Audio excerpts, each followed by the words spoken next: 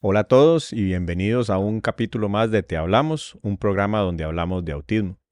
El día de hoy es un día especial, un formato un poquito diferente, un poquito más casual, porque hoy vamos a hablar de autismo con autistas. Y hoy nos acompaña Verónica Durán, Graciela Castro, Alejandro Rivera, Catherine Villasoma y Dani López. Y además de, como siempre, Silvia Ramírez. Ok, entonces tal vez vamos a arrancar el programa de hoy contándole a nuestra audiencia un poco acerca de cómo fue ese proceso de niñez y adolescencia y si los diagnosticaron desde que estaban pequeños o no. Entonces, si quiere, podemos arrancar con Dani. Buenas, un gusto estar aquí con ustedes, ¿verdad? Bueno, mi historia con mi diagnóstico es un poco más, interesante porque es un poco de drama y secretos, ¿verdad? Porque yo fui diagnosticado al parecer desde los 4 años, pero yo nunca supe que tenía ese diagnóstico hasta la edad de 15 años. Porque de ahí estábamos en esos tiempos de que muchas mamás niegan que su chiquito nació con autismo por la falta de información y y que no lo querían que lo vieran como la persona ahí rarita, ¿verdad? Entonces yo hasta los 15 años me di cuenta de que cuál era mi diagnóstico, ¿verdad? Y estuve como un poco en negación incluso hasta mi edad adulta, incluso perdí un año en el colegio por lo mismo. Pero ya después de ciertas situaciones en mi vida adulta aprendí a aceptarlo, aunque no sé si hubiera sido muy diferente haberlo sabido desde pequeño, ya que viví una vida normal de chiquito, no sé si era tan necesario que supiera o no, porque yo solo simplemente vivía y ya, nada más. ¿Cómo fue, digamos, el proceso en la escuela, en el colegio? En la escuela, en los primeros años todo estaba bien, era un excelente alumno, ¿verdad? Pero en cierto momento, a mediados de tercer grado, nos tuvimos que mudar de casa y entonces eso implicó mudarme a otra escuela, lo que cual eso fue un cambio poco bastante radical porque yo estaba acostumbrado al estilo de enseñanza de la otra escuela y ahora es llegar a un estilo de enseñanza de otro tipo de institución, fue un poco raro acostumbrarme, incluso mis notas bajaron bastante, pero sí pude recuperarme en medio de ya cuando me logré acostumbrar y entender como el sistema de educación, ¿verdad? Pero sí, viéndolo desde mi vida adulta, en ese momento que todavía no sabía que era una persona autista, fue como un desafío que logré superar, Ujú. porque al final, lo que he aprendido siempre ha sido a sobrevivir. Si queremos, pasemos a Catherine. Tal vez contarnos un poquito. Bueno, hola, ¿cómo están? Tengo 50 años, entonces siempre soy la mayor del grupo, de cualquier grupo de autistas. Mi infancia también, pues no fue normal, si no quiero utilizar esa palabra, yo siempre me sentí sumamente diferente a los demás, pero no diferente como todos somos diferentes, sino una diferencia profunda. No me parecía a mis primos, no me parecía a mis padres, no me parecía a mis compañeros. Lo que hacía era em, seguir el juego, alguno proponía y yo seguía. Me costaba mucho los juegos que hacían, a veces entenderlos, pero trataba de hacer lo posible. En la casa recuerdo que me gustaba mucho estar sola, me gustaba mucho estar en mi cuarto sola, jugaba debajo de la cama, metía los trastitos, los muñecos, todo y jugaba casita debajo de la cama. También jugaba dentro del closet, o sea, estar sola era uno de cuando todo sonaba demasiado, cuando todo daba como vueltas, em, o sea, o estaban jugando todos y yo necesitaba retirarme. Así recuerdo yo mi infancia, pero fue una infancia bonita. Lo que pasa es que yo no encajaba en nada de lo que había a mi alrededor, eso sí. Alejandro. Hola, bueno, mi diagnóstico sí fue de niño. Tuve una mamá psicóloga, entonces creo que tal vez por ahí fue un poco más sencillo. Además, una tía psiquiatra también. Y, y por ahí, digamos, llegaron a mi diagnóstico como más rápido. Además, en la familia hay también otras personas autistas y hay, eh, digamos, como más, ¿cómo se dice? Hay bastantes raros en mi familia. Entonces, no soy el único y creo que eso me ayudó mucho como la parte de aceptación, tal vez, ¿verdad? No solamente desde una aceptación personal, sino familiar también. Creo que eso ayudó. Y al igual que Kat, siempre fui una persona muy sola. Me la pasaba bien. No era algo como que yo sufría hoy, qué soledad, qué feo, no tengo amigos. No, para nada. Yo con mis juguetes la pasaba súper bien. Todavía disfruto mucho eh, la soledad o estar con pocas personas, ¿verdad? Sí, eso. Muy bien. Graciela.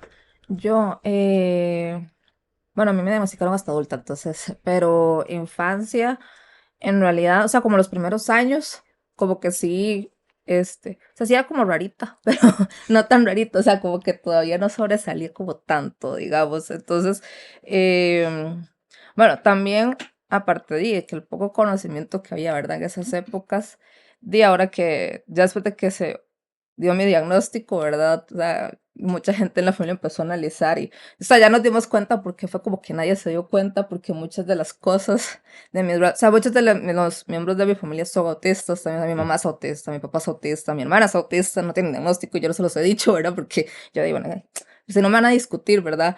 Las hermanas de mis papás son, de mi papá son autistas, mis tías y todo.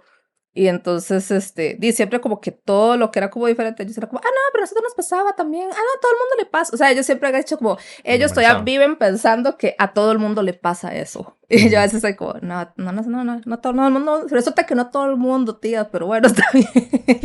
Este, fue más como ya, después de tercer grado, como que ya se empezó ya a notar, digamos, que ya las otras chiquitas como que estaban interesadas en otras cosas y que jugaban a los novios y esas cosas, y yo no entendía, yo nomás quería seguir jugando con mis Barbies, porque tenía una obsesión con las Barbies. Yo solamente quería jugar con Barbies, o sea, no aceptaba como ningún otro tipo de juguete, tenía que ser Barbie, Barbie de Mattel, no, nada de Barbie, era Barbies. Y sí, o sea, por ejemplo, ahora se sabe, pero en ese tiempo no se sabía, ¿verdad? Que como yo jugaba con las Barbies, era un tipo de juego de alinear, ¿verdad? Ujú. Eh, yo lo que hacía era hacer como escenas estáticas, o sea, con la Barbie. Entonces, no sé, yo tenía una casa a la playa la Barbie, entonces la ponía en la cochera, no sé qué, y ya ponía las Barbies en la piscina y ya estaban ahí en la casa a la playa, ya, yo no, o sea, yo no sabía, no entendía por qué había que hacer como más historia, ya estaban ahí en la piscina, o sea, ¿por qué no las dejábamos en paz? ¿Verdad? Ya yo había terminado. Entonces, y cuando jugaba con otros chiquitos, sí me costaba, como que los estos chiquitos a los que decían, como, y ahora van a hacer esto. Y entonces yo, bueno, está bien. Pero en mi cabeza yo era, qué raro, y no entiendo por qué, pero bueno. Entonces sigamos, ¿verdad? Y ya en la adolescencia sí fue así como ya muy, muy notorio, o sea que yo era muy diferente al resto de mis Ujú. compañeros. Fue cuando la gente empezó a decirme como, ay, usted sí es rara, es que usted no parece de este mundo, usted está segura que usted no es un alien, no sé qué, ¿verdad? Y di, yo, ¿qué iba a decir? No sabía, y yo también me daba cuenta, yo era como, di, no sé, seguramente sí, también, y seguro sí soy un alien, ¿verdad? Ujú. Este, pero en esa parte sí fue como bastante duro, o sea, yo sí sufrí como mucho bullying, yo estaba en un colegio como muy lleno de personas neurotípicas, entonces era Ok. terrible, entonces yo siempre he sido gordita, entonces sumaba el bullying a ser gordita, después salió Betty la Fea, yo usaba frenillos y anteojos cuando salió Betty la Fea, podrán imaginarse, ¿verdad? En lo que pasó. Pero sí, mi mamá se dejó como presionar mucho también por la gente. Ella al principio como que me dejaba mucho ser cuando yo estaba pequeña, pero luego como que ya la gente le decía como, es que no, usted tiene que decirle a Graciela que haga esto, usted tiene que decirle que haga esto. Inclusive hubo un pediatra que le dijo que es que yo era así porque ella me daba mucho amor, o sea, que era exceso de amor, exceso de chineo. Entonces que ella tenía que ser más dura y fajearme y pegarme y así, ¿verdad? Y castigarme. Entonces ahí fue como que se acabó y mi mamá se como que se transformó, o sea, mi autista lo tomó muy literal, ¿verdad? Y se fue al otro extremo, ¿verdad? Y entonces ella empezó como a regañarme mucho y, ¿verdad? Y todo lo demás, pero digamos que inició bien, ya después fue empeorando. Es cuando, digamos, empeorando en el hecho de el bullying, el rechazo, que ya yo me sentía más diferente y demás. Em, pero no fue tanto por ser autista, fue porque nadie lo sabía y después sí, porque, ¿verdad? La gente por lo mismo lo rechaza a uno. Muy bien, gracias. Y Verónica. Bueno, un placer estar por acá.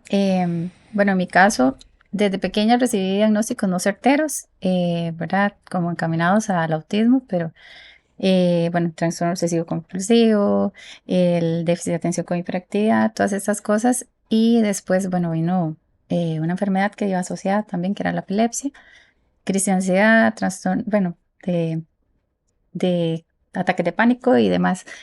Y bueno, como dicen ellos, ¿verdad? Sí, en esta parte era como muy solita desde que estaba en el kinder, pues siempre estaba como al lado de la profe, en los recreos como que tenía mi espacio, en la parte ya escolar e incluso, digamos, ya cuando entré al liceo, iba mucho como a las bibliotecas y ese era como mi lugar de refugio. Comía incluso en la clase, entonces todo el mundo como que decía que yo sí era un poco como extraña, tal vez como ratoncillo de biblioteca y todo eso. Entonces sí, como el bullying como que sí estuvo presente. Era muy delgada, entonces también me hacía mucho bullying por ser tan delgada. Entonces yo comía en exceso y esa ansiedad era como para engordar y al final hasta incluso una tía que era enfermera, me ponía unas vitaminas y cosas para engordarme y en realidad nunca como que subí de peso. Pero sí el proceso, digamos, educativo y en parte diagnóstico fue un poco lento, digamos, hasta ya cuando estuve adulta recibí el diagnóstico de autista. E incluso en la parte educativa, sí tuve también como recinto aparte, ¿verdad? A la hora de hacer mis exámenes. Y igual, digamos, por el déficit de atención, bueno, que el lugar fuera como solito y que no hubiese mucho ruido por la hipersensibilidad auditiva. Pero bueno, acá estamos. Bien.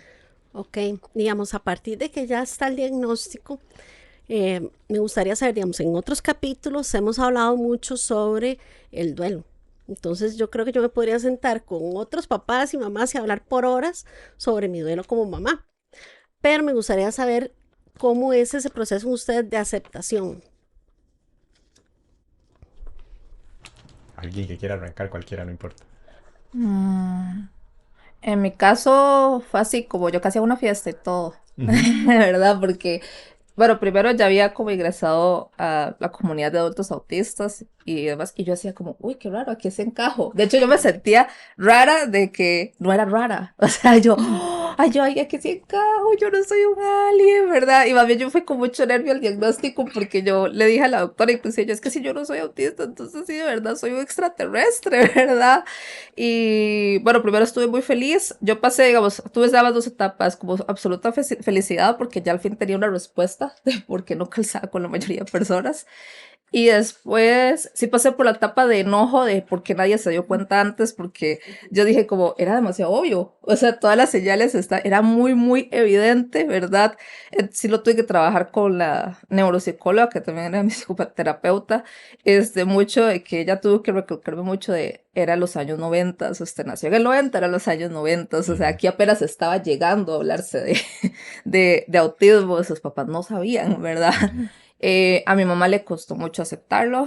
Mi papá no tanto, porque más bien mi papá cuando yo los llevé a ellos para que les dieran el informe diagnóstico, más que todo era para ellos, ¿verdad? La psicóloga, la neuropsicóloga.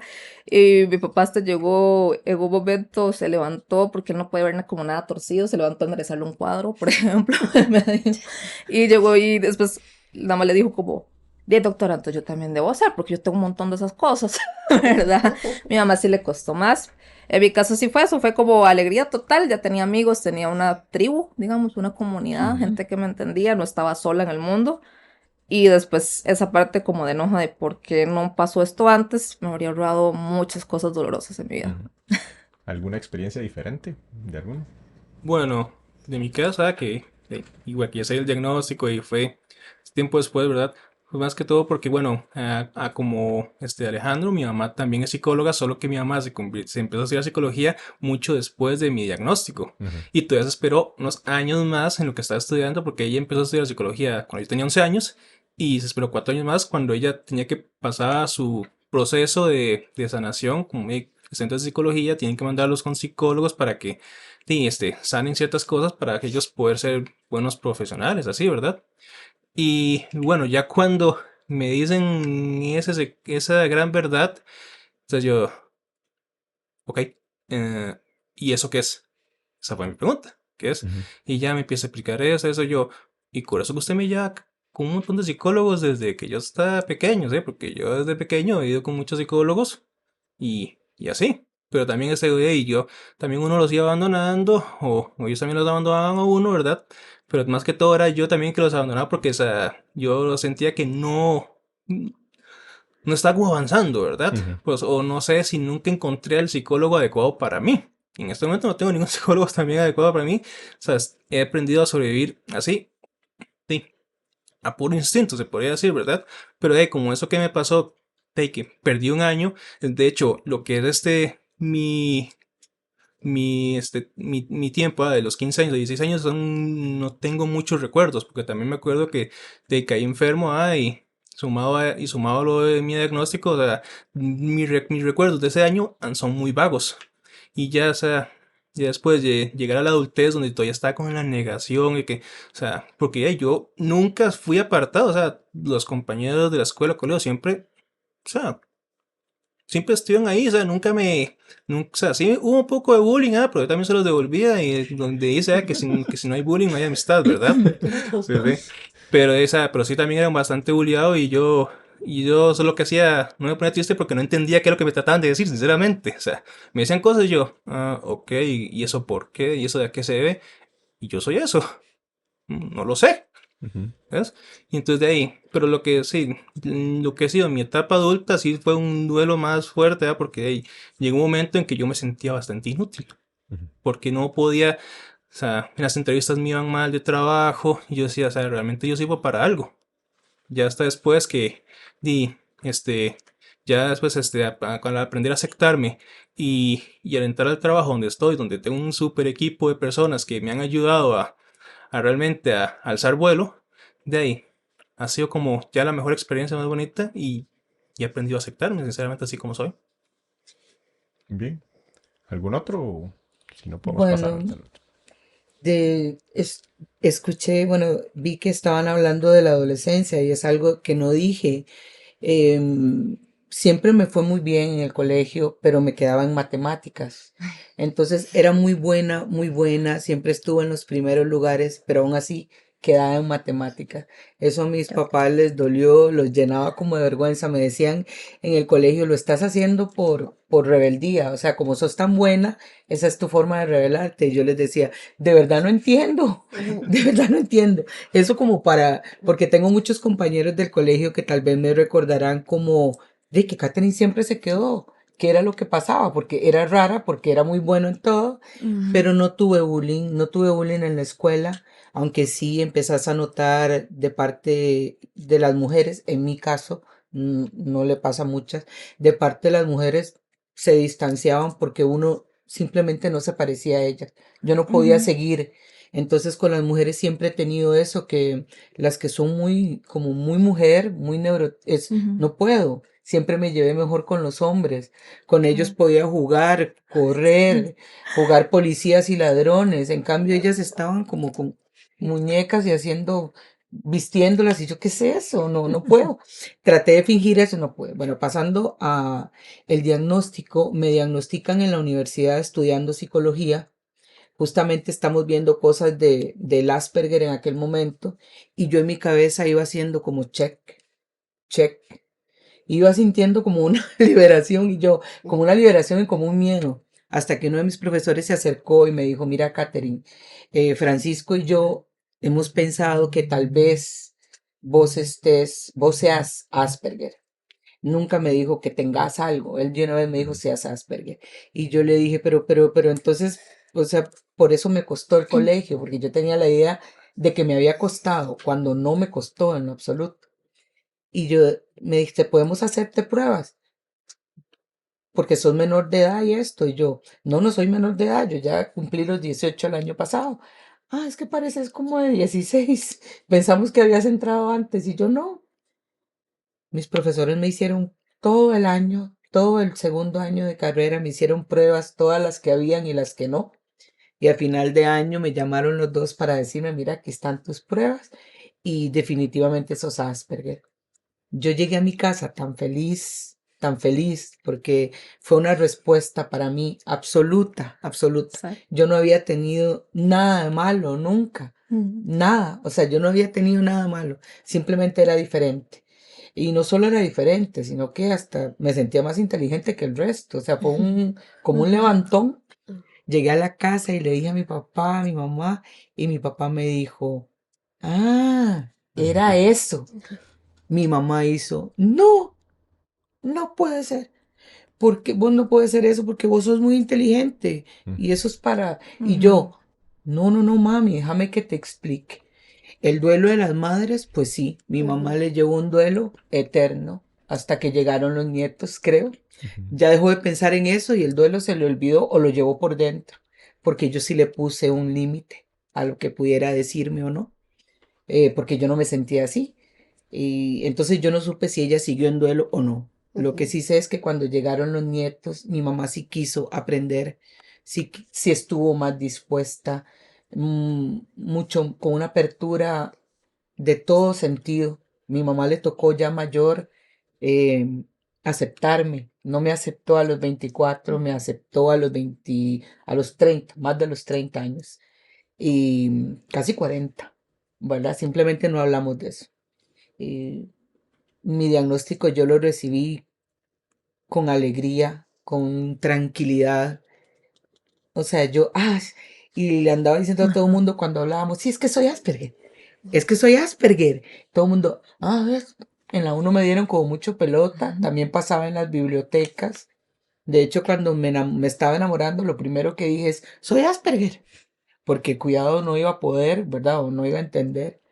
Y me sentí muy bien cuando hice el cambio, cuando vino en el 2013 el cambio de la palabra, del Ujú. ajuste del término, me pareció súper más inclusivo. O sea, tanto había batallado uno porque como le dicen que uno es grado uno, entonces que sos súper adaptado, que puedes súper... No, nosotros pasamos mucho por dentro. Ujú. Es mentira que nos adaptamos, parece, pero no.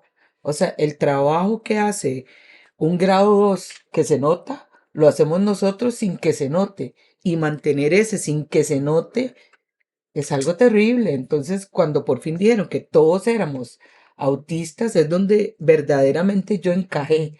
Por supuesto que todos, o sea, cuesta tanto. Más bien, yo creo que ser grado uno es algo que a los padres les da una tranquilidad que no debería darles, Ujú. ¿verdad? Ujú. Que deben saber que su hijo batalla con tantas cosas, que enmascara desde pequeñito tanto para poder, ahora sí, adaptar, para que parezca muy adaptado, porque yo escucho a padres diciendo, y lo primero que me preguntan es esto, soy autista, pero que ayer, haciéndome las uñas, soy autista por algo, y la señora que está a la par, no, pero ¿qué grado es usted? Y era una señora mayor, me pareció informada que dijera lo de Ujú. los grados. ¿Pero qué grado es usted? Y yo le tuve que contestar con paciencia por la edad y ya uno pierde como las ganas de estar enfrentándose. Entonces le dije, grado uno. Bueno, si los grados existieran realmente, le dije, sería grado uno. Me dice, con razón, porque si no, no estarías aquí hablando conmigo haciéndote las uñas. Ujú. Entonces, esa adaptación lleva, yo volví a ver el teléfono, volví a ver que estaba con audífonos, volví a sentirme como que no le estaba hablando a ella ni nada, le estaba hablando acá. O sea, volví a sentirme en mi cápsula pensando, ella no se dará cuenta que estoy en un salón con anteojos oscuros Ujú. porque la luz es blanca, Ujú. que estoy con audífonos puestos porque no quiero hablar con nadie más y aún así está pensando que no pasa nada. Ujú. Ah, Perdón. Yo quería, perdón, ahí no la dejé, pero lo que dijo Kat de las matemáticas, por ejemplo, eso habría sido algo que, porque yo tengo como concurrencia de discalculia, Yo una también. discapacidad del aprendizaje. Discalculia. Ajá. Discalculia viene siendo como dislexia para los números. Sí, es el, más es el o lenguaje, es el lenguaje sí. numeral. Discalculia es el lenguaje Sí, numeral. razonamiento No hay lógico noción. Y nosotros no matemático, tenemos ajá. eso. O sea, no Yo hay tampoco. Sí, lenguaje numeral. entonces era muy extraño, todavía me pasó lo mismo que Kat, yo era de las más, de hecho, o sea, mi hermana estudió ingeniería biomédica y todo, ¿verdad? En el extranjero, ya tiene hasta una maestría y todo, todo el mundo jura que mi hermana es como la brillante, ¿verdad? De la familia, pero, digamos, conmigo hubo muchas expectativas, un día esto lo estábamos hablando, de hecho, en el grupo, porque yo, o sea, yo era muy inteligente en todo el resto de áreas, excepto todo lo que tuviera que ver con el razonamiento lógico-matemático, yo no podía calcular nada, ni me empezaron a aprender solo las tablas, yo llegué hasta la del 5 y hasta ahí llegué, y yo nunca me aprendí el resto de las tablas, ¿verdad? O sea, nunca, no pude, y ya me empezó a ir mal en matemáticas, siempre me quedaba matemáticas, o siempre tenía que hacer como un esfuerzo descomunal para salvar al último, ¿verdad? El último trimestre, la nota. Siento que, o sea, lo menciono es porque mi familia había muchas expectativas para mí. Eso después me afectó mucho ya cuando adulta, digamos. Había muchas expectativas de todo lo que yo iba a lograr porque yo era tan brillante, ¿verdad? Entonces, cuando ya empecé a fallar y todo lo demás, como que toda la atención de muchos sobre todo mis tías, que son autistas, se fue como a mi hermana, ¿verdad? Que no era tan brillante, pero por lo menos no iba quedándose en matemática y física y química, ¿verdad? Y entonces como que yo sentí como que perdí atención y como yo, según yo, no tenía ningún otro valor porque yo era una rara y un alien, porque todo el mundo me lo decía, entonces mucho de mi autoestima dependía precisamente del intelecto, como la parte académica, y eso sí me afectó, que yo siento que es algo que yo todavía digo como, tal vez si hubiera tenido un diagnóstico y entonces habrían dado cuenta que soy discalcúlica, y entonces habría Hubieran como dado algún aplicado. ajuste. Ajá. No cambia nada. No, ¿verdad? Sentí Vos que ya- no Sí, cambió. pero a mí me pasó igual que Kat, digamos, había sacado una especialización en autismo, una especialidad, y una de mis profesoras era Rosalind Valerín, la Ujú. del Hospital La de Nieces, tuvimos ¿verdad? acá De precisamente. neurodesarrollo. Y haciendo un estudio, ¿verdad? Entonces ella en un momento, ya después se me acercó y me dice, pero tú nunca te has, ¿verdad? Diagnosticado. Sí, y yo no. Y entonces ella me empezó como a decir ciertas cosas, me dice, me parece que vos sos, pero bueno, ahí se lo dejo, me lo dijo así como, ¿verdad? Como un consejo. Y ya lo dejé pasar, ya después, a los años, ¿verdad? Fui mamá, ¿verdad? Entonces ya nació mi primera hija y ya entonces empecé a ver ciertas cosas de eso que había aprendido con las doctoras, ¿verdad? En las clases y demás. Y yo dije, bueno, sí, seguro que sí, ¿verdad? Pero dentro de mí había una negación también, ¿verdad? Porque yo decía, no, puede ser que no, puede ser que sí. Eh, y ya me acordé de lo que me había dicho ella. Entonces yo digo, ay Dios, entonces como es genético, digo yo, tal vez lo tengo yo, ¿verdad? Pero en esto ya entonces empezaron los procesos, hicieron los estudios y bueno, resultó que los dos estábamos dentro del espectro. Los dos éramos autistas, entonces bueno, habíamos tenido a Valentina autista y así como ella es igual con lo de la discalculia y todo, con la culpabilidad, crecí con la culpabilidad de no ser inteligente en matemáticas, porque incluso pequeña había recibido bullying también de una docente, que ella me dijo, es que usted no es tan carga en matemáticas, usted no es brillante en matemáticas, entonces como que me metió eso, ¿verdad? Y yo veía los números y yo sudaba, yo me ponía nerviosa, era una cosa, ¿verdad? Y ya entendí, ¿verdad? Muchas cosas que el autismo viene ahí detrás.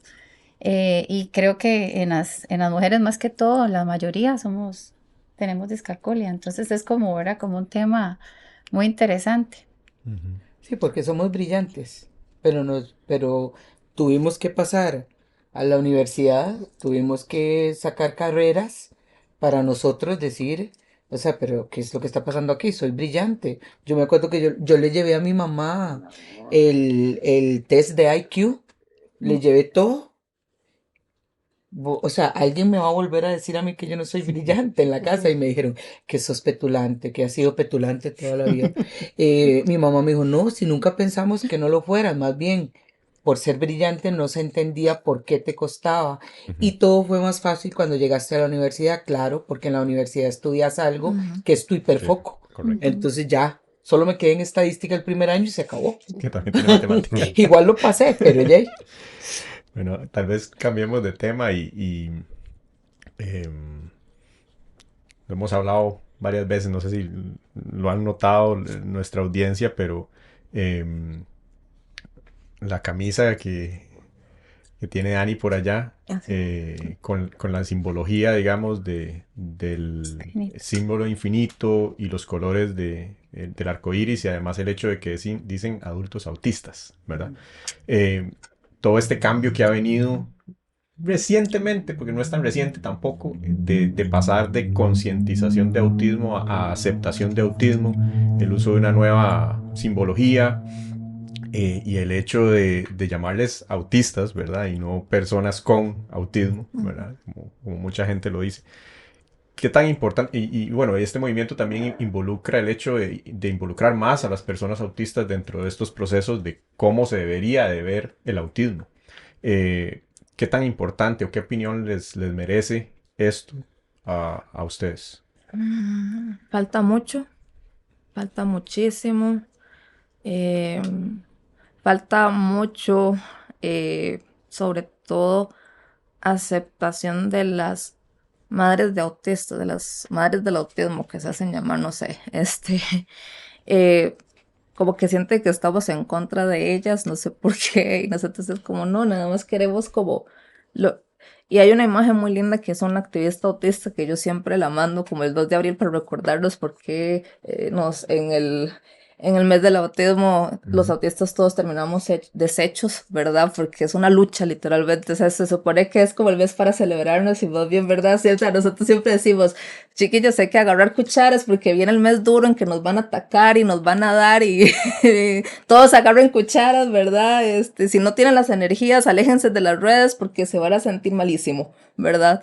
Y o sea, no sé por qué es como, sí, como una lucha, yo siento como que sienten como que queremos como invalidar su experiencia como madres de autistas, pero no, es nada más, y esa imagen a la que me voy a referir es una imagen que ella hizo, que dice, cada barrera que los adultos autistas estamos luchando por votar hoy, es una barrera que los futuros autistas no van a tener que luchar ellos por romperla, ¿verdad? Y básicamente eso es lo que nosotros queremos. Entonces, no sé, a veces sí me cuesta mucho como esa distopía que hay, como de esa resistencia, por ejemplo, a cambiar la simbología, porque siempre nos dicen, es que solo es un símbolo. Y yo, exacto, entonces, ¿por ¿Por qué qué no es lo importante? cambian? Tal vez expliquemos un poco por qué es importante cambiar la pieza de rompecabezas, tal vez Ujú. por el infinito o el azul por Em, el arco iris. Primero, bueno, o sea, el del autismo, así como autismo es el infinito dorado por el oro. Lo agarramos del AU, ¿verdad? De la tabla periódica, el oro es AU. De autistas. Ajá, Ajá, también. exacto. El multicolor es para todas las neurodiversidades que existen, son muchísimas, ¿verdad? Entonces, es como para englobarlas todas. ¿Por qué es importante? Bueno, porque al menos en lo que es la comunidad adulta autista mundialmente, ¿verdad?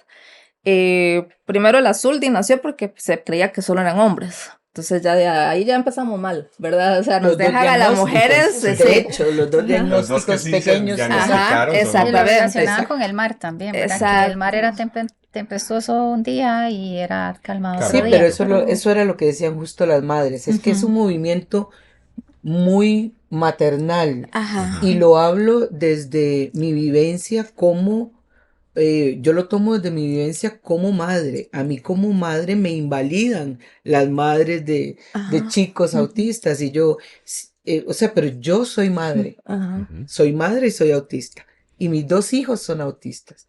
Es esa tragedia que Ujú. parte de las madres que sí tienen derecho, por supuesto, Ujú. yo no tengo problema con eso, tienen derecho a vivir un duelo, si lo quieren llamar así. Muchos de nosotros brincamos con la palabra duelo porque somos muy literales y duelo es que alguien se murió y aquí Ujú. nadie Ujú. se ha muerto. Ujú. Ujú. Muere la imagen del hijo que tenías pensado. Ajá. Ujú. Ok, Ujú. pero ¿por qué tenés un hijo pensado?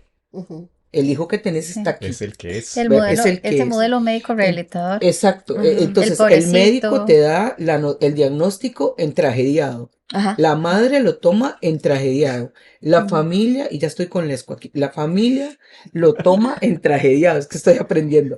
Y entonces, y los niños empiezan a crecer como bajo el azul por los varones. La pieza de rompecabezas a veces es la imagen del cerebro, o sea, una persona, la parte de la cabeza en azul con un pedazo en negro porque ponen la pieza a un lado. Afuera. ¿Qué es eso? O sea, Que ¿qué te es falta esto? una parte. Ajá. ¿Qué- Sí, qué- no qué falta falta? nada para encajar en No, ningún no mundo, o solo sea, no el mundo de me, todos. me faltan habilidades sociales para vivir en un mundo neurotípico, pero me sobran miles de habilidades para vivir en ese mundo neurotípico también. Y todas las habilidades que me sobran, que generalmente son habilidades académicas o dentro de ese marco, pues sí, el autismo es una discapacidad social orgánica, ¿verdad? Y dinámica, porque cambia. A veces vamos a estar en el grado 1, 2, 3, se muere, somos uno, se murió mi papá, no hablé, no comí, no salí del cuarto, no me moví, 3. Entonces, durante la vida, en el momento del diagnóstico, en el momento que le hacen la prueba al niño, sale con él, en el momento en el que está, depende de su entorno, el grado es 1. Pero ese niño, en lo que va a crecer, va a pasar a grado 2 y va a pasar a grado 3. Porque ya todos los adultos hemos estado abajo, en medio y arriba. Los papás creen que va a ser grado 1 para el Siempre. resto de la vida. Le Lineal. ponen de una vez la Ajá. etiqueta. Sí. De una vez. Y las etiquetas son buenas, pero entendiendo la etiqueta. Entonces no es estar en contra. Cuando hablamos de como una guerra para entrar a redes, es todo ese montón de madres llorando, guerreras, adelante por nuestros hijos. Pucha, yo también soy una madre, sí, guerrera, es duro. Hay que ver una crisis que tal vez nosotros no nos vemos en nuestras propias crisis y nuestras madres las han sufrido, ¿verdad? O sea, mis hijos han tenido crisis, pero las crisis que tienen mis hijos no es como para que yo sienta que el mundo se va a acabar o se terminó. A mis hijos me duele más el bullying que le han hecho a mis hijos que el que me hicieron a mí. A mis hijos los han hecho aparte. A mis hijos no les funciona el sistema educativo. A mis hijos no. Todos los mismos no que puedes tener vos, los he tenido yo. Pero a mí pero eso no inhabilita a mis hijos para vivir acá, no los victimiza. El enfoque es diferente y cuesta muchísimo que las madres lo vean de esa manera en general, sin que nos metamos muy profundamente que la mayoría de esas madres que pega contra barrera son autistas, simplemente no están diagnosticadas. Sí. Porque vos ves al padre tratando de llevar, pero a la madre pegada y uno se queda. Y una cosa muy curiosa también, porque con respecto a la parte médica, digamos, todavía hay como un enfoque de este modelo médico rehabilitador, porque si nos vamos digamos, al DSM-5, que es el último, ¿verdad? El manual médico, en donde dice que ya, bueno, no es Asperger, sino autismo, igual, digamos, una persona recibe, digamos, en mi caso, Valentina tiene un diagnóstico en donde dice autismo en la niñez. Entonces, ¿qué pasa ahí? El término médico confunde a la población, ¿verdad?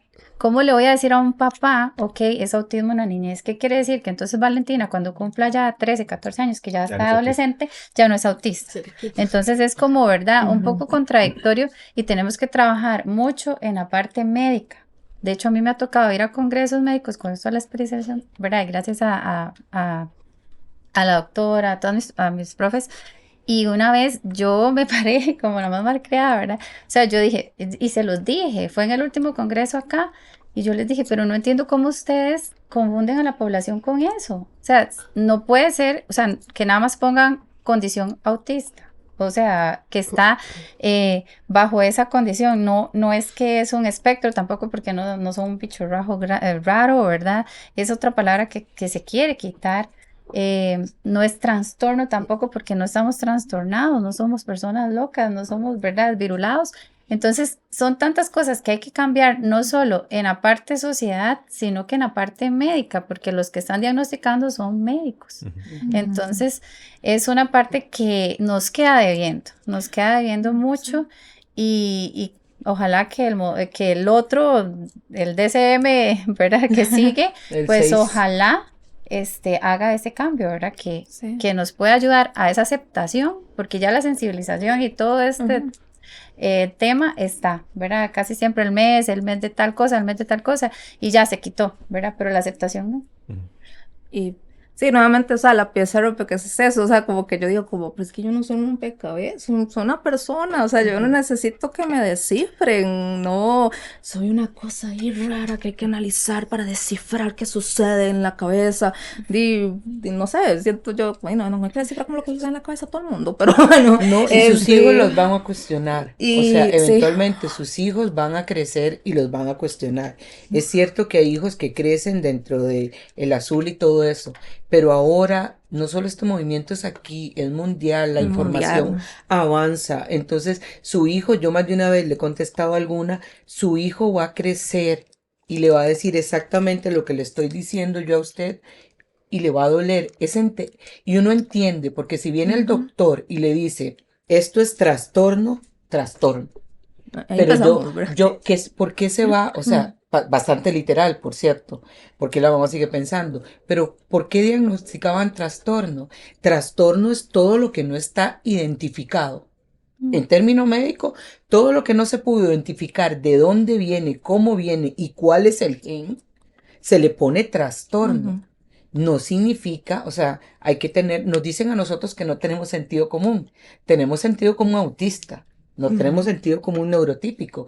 Pero entonces yo pregunto, ¿dónde está el sentido común neurotípico para buscar y darse cuenta que su propio hijo no es un trastorno? O sea, es absolutamente diferente. Entonces va a pensar, va a reír, va a moverse, va a comer.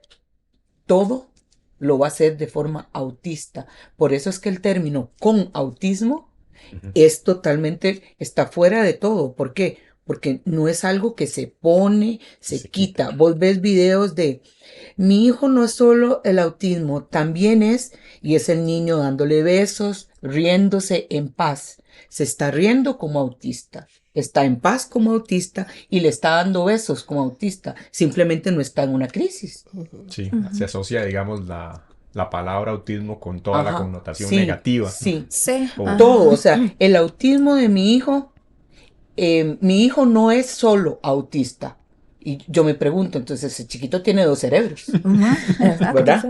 O es que hay que ver que no. Y uno trata de explicar, yo no soy muy confrontativa, yo trato de explicar y para papa se me viene, cosa que no me pasaba con mis pacientes. O sea, porque ya cuando los padres llegan buscando un profesional que tiene por lo menos un enfoque neurodiverso, en neurodiversidad, neurodivergencia. Ellos llegan y le dicen, es que yo quiero saber de neuro. Uno dice, ya pegó Ujú. aquí, pegó aquí, pegó acá. Entonces explíqueme cómo es. Siempre salían como respirando, como viendo a su hijo, empezaban a ver a sus hijos de una manera diferente. Ujú. Eso es importante. Ok. Y bueno, ya hablamos un poco de cuando estaban más pequeños, cómo fue el proceso de la escuela, colegio. Ay, perdón, yo Dale, quería dale. añadirle algo, perdón. No se preocupe. Que eso, bueno, ya, o sea, lo de la simbología ya explicamos por qué, ¿verdad? No nos gusta, o sea, y todo eso. El asunto es que entonces siempre nos dice, pues que son solo símbolos. Entonces yo siempre respondo yo, exacto, y son solo símbolos, entonces ¿por qué no usamos el símbolo que todos los autistas queremos ¿Por usar? qué no cambiar? Ajá, sí, ya que solamente es un símbolo y no es tan importante, entonces ¿por qué no lo cambiamos? Sino porque no aceptan lo que todos los autistas queremos, ¿verdad? Y es como, no, porque es que entonces es como ahí eso que, no sé si alguien me puede explicar por qué dicen que los símbolos no son importantes, pero resulta que al parecer sí son muy importantes porque se niegan a cambiarlos.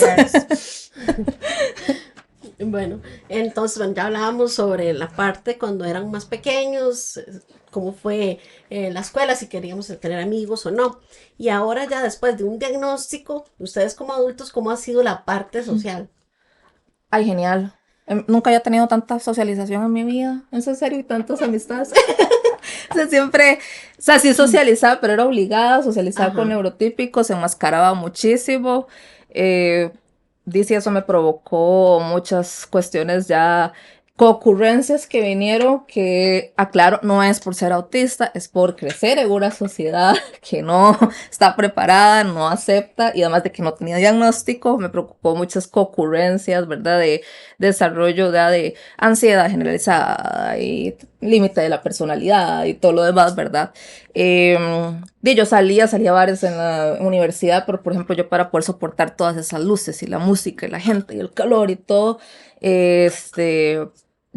como muchas mujeres autistas, ¿verdad? Que les ha pasado, consumía muchísimo alcohol para poder adormecerme los sentidos, ¿verdad? Y entonces poder tolerarlo y entonces parecer más neurotípica. Entonces ya la gente llegaba y decía, no, sí, sí, es normal, mira, ¿verdad? Sí. Le faltaba alcohol. Ajá, solo le faltaba alcohol, ¿verdad? Y así. Em, eh, pero no eran como verdaderas amistades, porque ellos nunca conocieron a la Graciela real. Conocieron a la Graciela que trataba de encajar, a la que se ponía una máscara, y luego terminaban crisis depresivas fuertes por lo mismo, porque es que hasta los actores se les da tiempo de descanso, ¿no? Los actores no ruedan, o sea, 24 horas, y entre películas ellos se toman hasta un año libre para descansar. Para saber quiénes son. Exactamente. Y yo no tenía ese derecho. O sea, yo me quitaba la máscara nada más para dormir. Y luego pasaba 24 horas, 365 días al año con una máscara, actuando, básicamente. Nosotros muchos deberíamos tener Oscars ya Sí, aquí. ¿qué tan común es ese proceso de enmascaramiento o camuflarse, ¿verdad? Para poder encajar. No sé, Es tal vez. orgánico. En las mujeres ¿Verdad, es más Pacho? común. En las mujeres es Ajá. común con ustedes. Ustedes con los varones. Que las mujeres solo van. Pues yo creo que lo hacemos siempre, ¿verdad? Ujú. Sobre todo, digamos, retomando como esa pregunta que hacías de la socialización ahora como adultos, eh, yo trabajo con público, ¿verdad? O sea, trabajo con gente y, eh, y tengo que verme normal. Y tengo que mantener una conversación con una persona que a veces no me interesa mantener una conversación, pero tengo que mantenerla. Em, Soy estilista, entonces trabajo Se habla mucho. directamente, sí, y me hablan mucho y me cuentan todos sus problemas y todo, ¿verdad? Y usted se bloquea. Más de la cuenta. Sé más de la cuenta de muchos de mis clientes. Y, y creo que ese proceso de enmascarar, creo que mi forma de enmascarar es mucho esto que estoy haciendo, ¿verdad? Es siempre como un chiste y siempre digo algo que yo sé que es gracioso y que va a funcionar y que va a generar risa. Entonces ya tiro la bomba y listo. Ya. Ujú. Ahí me desaparezco un rato y después tiro otra bomba y vuelvo a desaparecer. Ujú. Me funciona. Eso es algo que me ha funcionado desde muy joven. Eh, Mi adolescencia no fue para nada buena. La pasé bastante mal. Sufrí mucho bullying y sufrí, digamos, ya bullying con no solo de burla, sino de violencia, ¿verdad? O sea, recuerdo, pasé por un montón de colegios, además, justamente por eso. Y siempre fui muy buen estudiante. Entonces, en algún momento mi mamá decía, no, es que le caes mal a la gente porque sos muy sapo. Entonces dejé de hablar.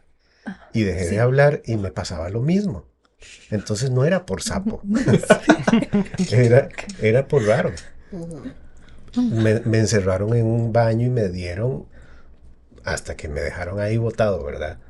Y, y tampoco, digamos, en una sociedad también machista, el hecho de que un hombre dejara que otros hombres le pegaran, era como, pero dale vos también. Defiendas. Ajá. Entonces, boxeo, karate, judo, me metía a todas las artes marciales y me las aprendía y sabía cómo defenderme, pero no sé, contra el bullying es como que no se puede hacer nada, ¿verdad? Ujú. Hay una lucha, eh, es como luchar contra el sistema.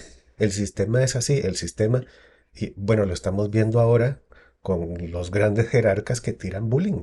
eh, Indiscriminadamente contra personas por su religión, por su creencia, por su raza, por su ideología de género, o por lo que sea, y no pasa nada.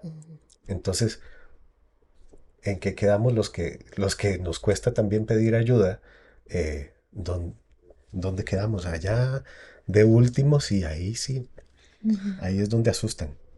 Sí, de hecho, ahora que Ale menciona, o sea, yo siento que a mí sí me hicieron bullying, pero es que yo no me daba cuenta que me hacían bullying.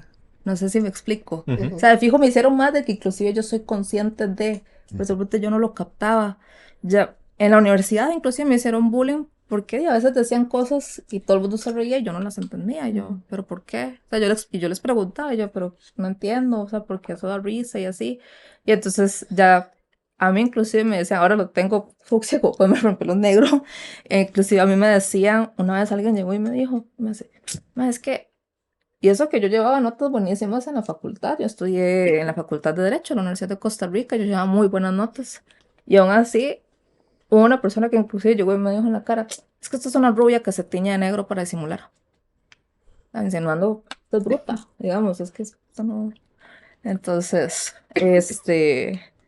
no sé, o sea, creo que ahora que como que Gale lo estaba mencionando, y yo, mira, sí, a mí se me hicieron, no, de que me acabo de acordar que inclusive yo sí tuve también bullying físico, maternal, inclusive una chiquita me agarraba mordiscos, me mordía, o sea, me agarraba A mordiscos en mis hijos todo los el cuerpo, mordieron.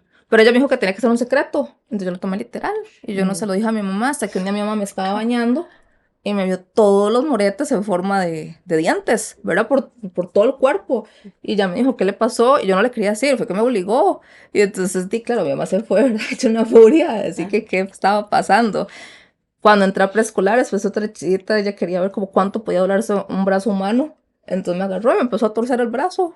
Y yo no decía nada, tras de eso yo soy hiposensible, entonces me cuesta mucho sentir el dolor. Y yo seguía y seguía hasta que llegó una maestra y me vio, y ya casi me estaba zafando el brazo del codo, ¿verdad? Y la maestra porque no dijo nada, o sea, hasta ahora como que Ale lo dijo, y yo, mira, a mí todavía hasta físico me hicieron. A Eso mi fue. hija la mordieron, a mi hija la mayor la mordieron el primer día de maternal con 2 años y 3 meses. Ella, y llegó contenta, me duele tanto eso porque llegó feliz, mami, titi, y le voy a quitar la blusita del uniforme. Y aquí, o sea, 14 dientes, morado con rojo, la teacher no se había dado cuenta y me dice, ¿pero qué pasó? Francisco. O sea, pudo decir Francisco y yo, no puede ser hasta la fecha. Mi hija oye el nombre de alguien con Francisco y se acuerda del mordisco. O sea, tenía 2 años y 3 meses. ¿Por qué muerden? Uno se pregunta, ¿por qué específicamente mordieron a esta chiquita de este grupo el primer día en 3 horas? ¿Qué es la diferencia que notaban los otros niños como para que a esta la puedo morder? Sí, porque de hecho, después de investigar, y todas las mamás los mandaron a investigar a ver si los hijos tenían, solo yo tenía mordiscos por todo el cuerpo de esa chiquita, o sea, solo a mí me mordía, y yo hasta la fecha de mi mamá ni yo entendemos por qué me eligió a mí.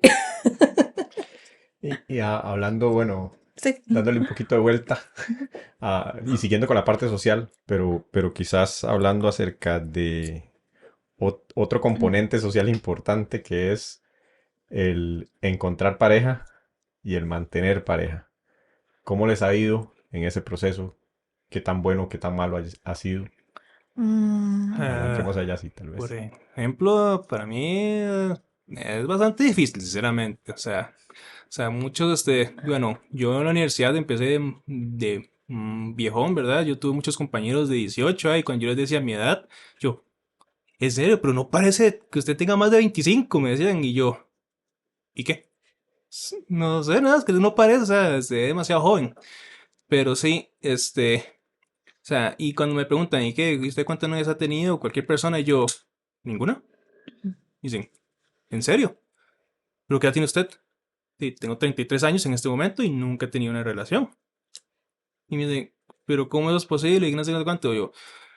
Yo qué sé, yo lo que les digo, tal vez mis habilidades de ligar no son las adecuadas, o tal vez yo no sé comportarme, o tal vez no ha llegado la persona indicada. Creí que entre lo que fue a finales del año pasado y a principios de este año, creí que había llegado la indicada, pero no.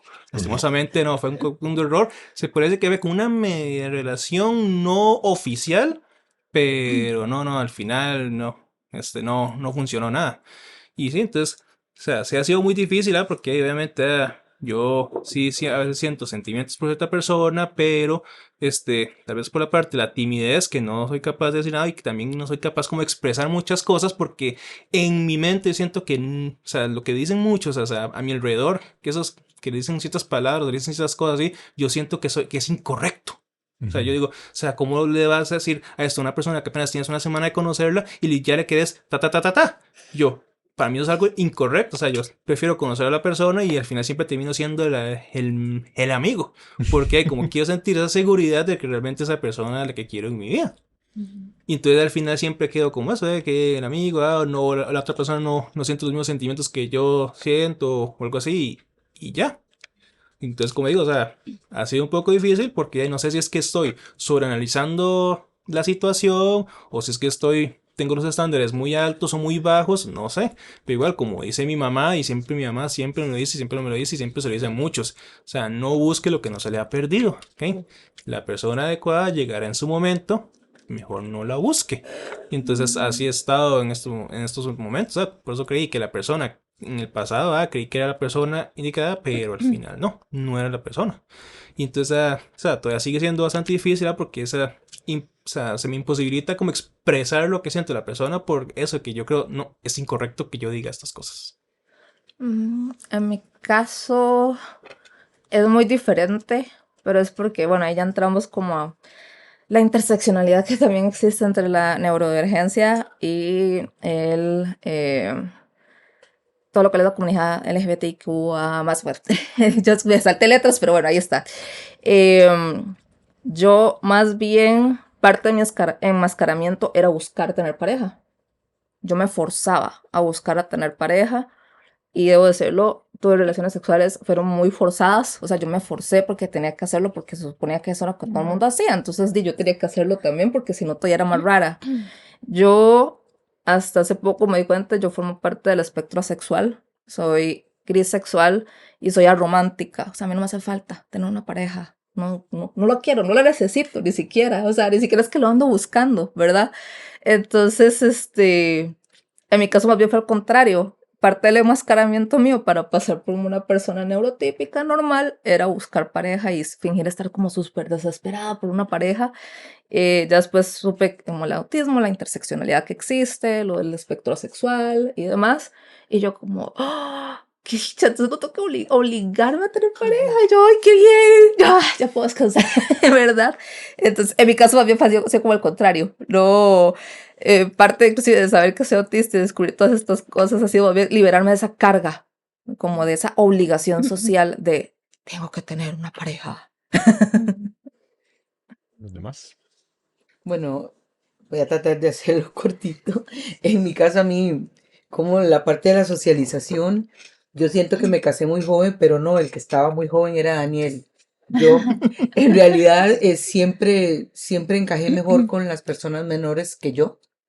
Las de mi edad me parecen sumamente aburridas y tienen temas que me da pereza. Y las más grandes eran como muy grandes para mí. En cambio, con los menores siempre me llevé mejor. No lo hacía a propósito, pero también puedo entender, y es parte de la realidad, que no solo parecemos menores a lo que somos, sino que también tenemos un desarrollo autista, no neurotípico. Entonces, nos importan otras cosas y vamos más lerdo que el resto. Entonces, mis intereses estaban más adecuados a la gente menor. Termino enamorándome y casándome con un hombre que es 4 años menor que yo.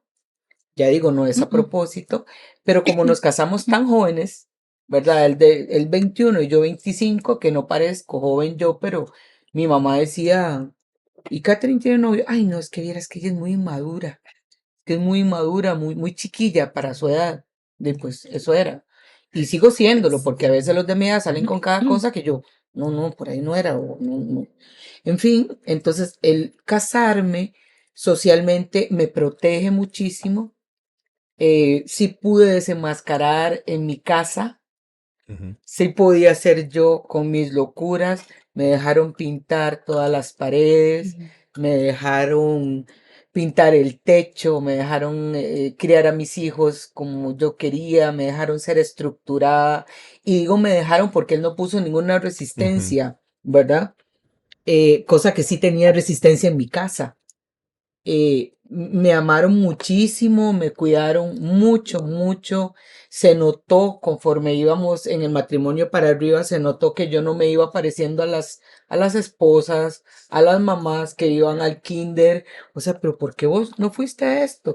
O es que, o yo con aquel ataque de pánico porque era la reunión de padres de familia o porque nos habían invitado a tomar las mamás café y yo no quería ir a tomar café con las mamás y hablar tonteras, por Dios, que son tonteras que las relajan a ellas, pero a mí no me relajan en lo absoluto. Hay que tener una preproducción física y mental para, como autista, para poder ir ahí. Entonces me fueron aceptando sin ningún problema.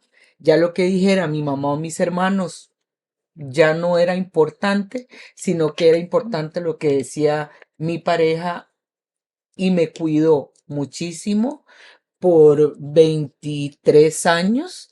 Ahora, el asunto de mantener la pareja, y pues yo pensé que mantener es hasta o sea, hasta que la muerte nos separe literal.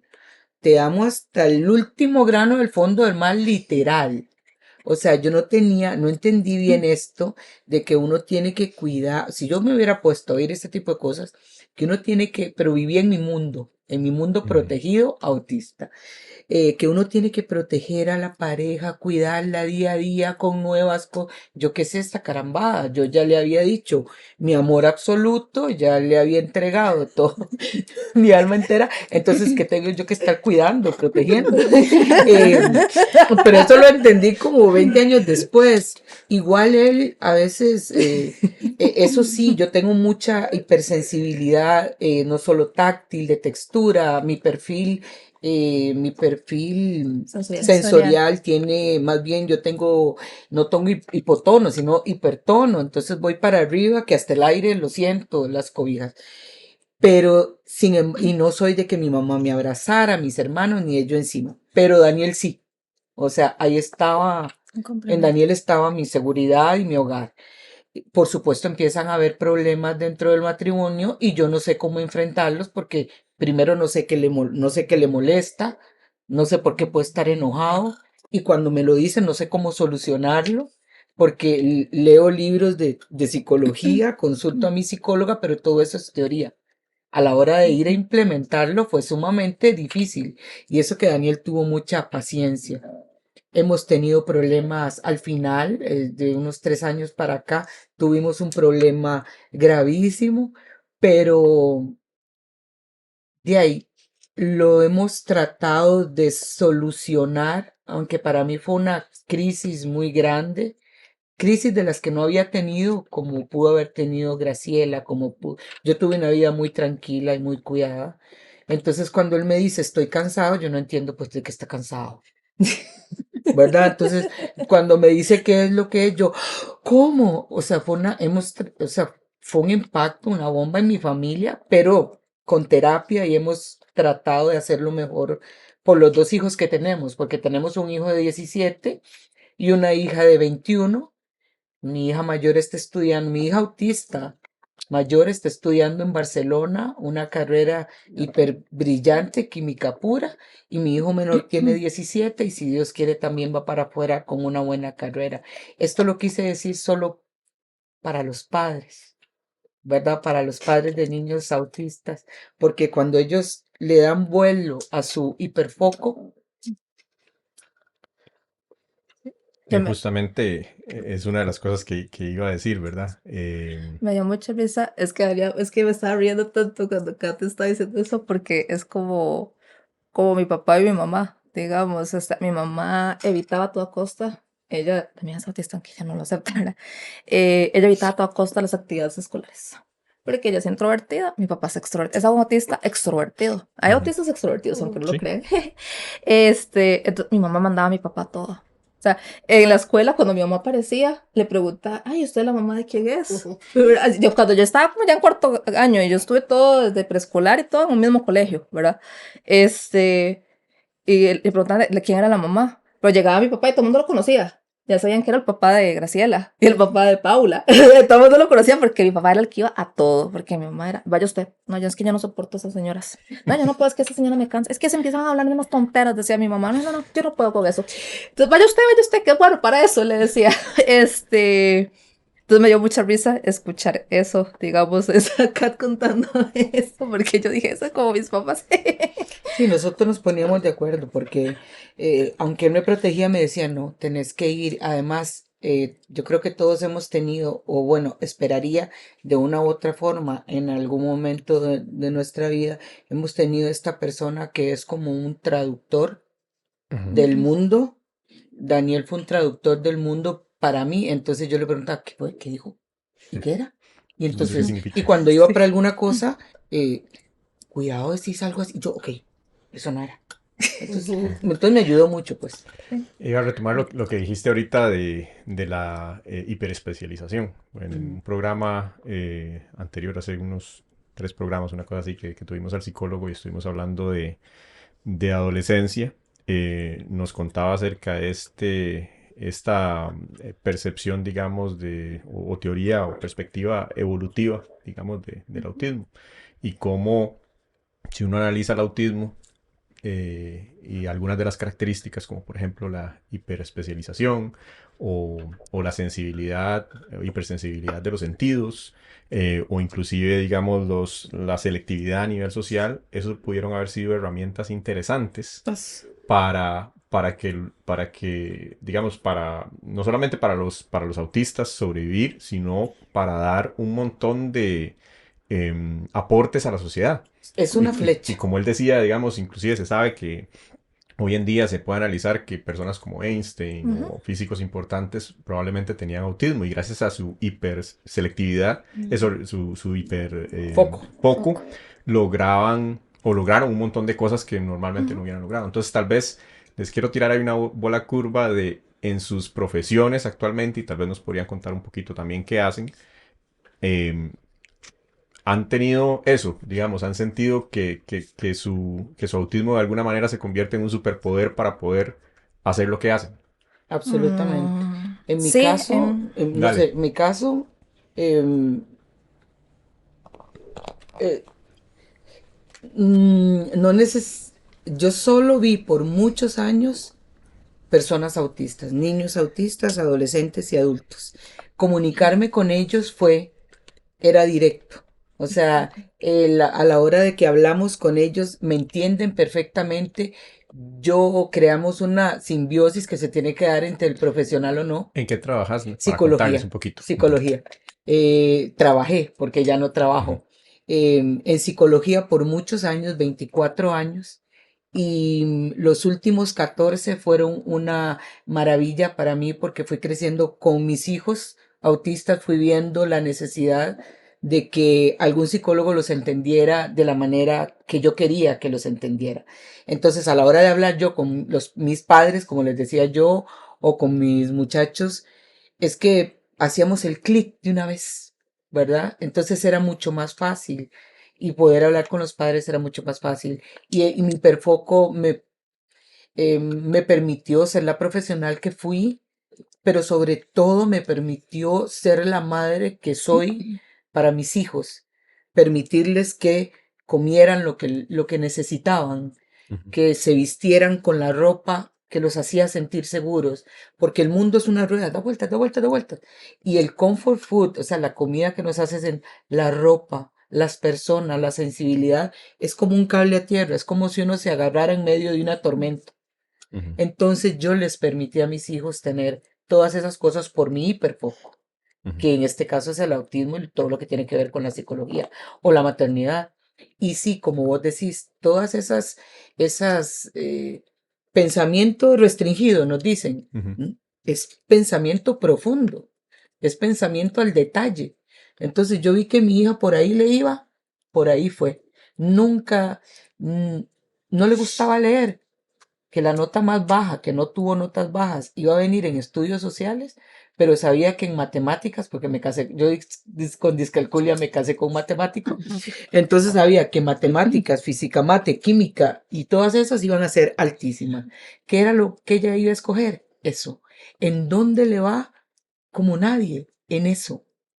Entonces, ¿qué somos nosotros? Padres o temas, flechas. O sea, esas cosas son flechas para que los autistas podamos seguir por un camino seguro, no que nos obliguen a hacer cosas que no. Sí, bueno, en mi caso es particular. Ay, perdón, le atravesé.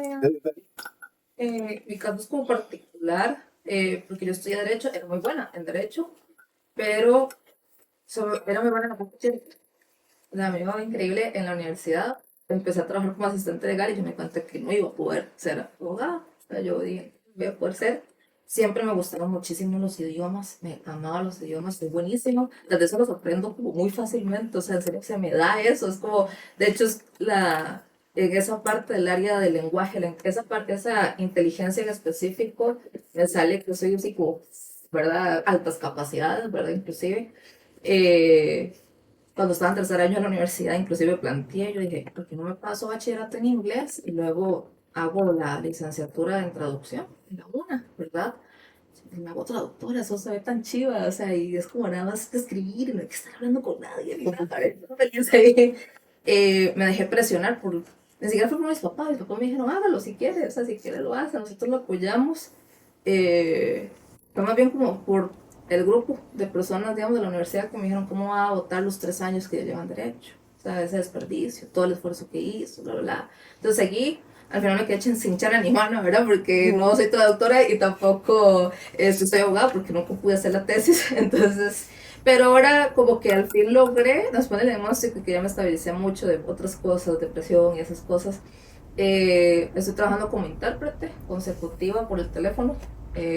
Me encanta porque yo uso el inglés, uso mi habilidad, ¿verdad? Es lo que tengo así naturalmente. Y tengo una característica ahí un poco extraña. Yo no tengo como la empatía neurotípica, ¿verdad? Soy muy selectiva en mi empatía, entonces como que no me meto tanto en las llamadas emocionalmente y todo. Pero resulta que soy increíble porque tengo 4 meses y soy como de las que mejor, de las mejores intérpretes que tienen en todo el site aquí en Costa Rica, ¿verdad? En todas las operaciones aquí en Costa Rica y todo eso así como, ¿por qué yo?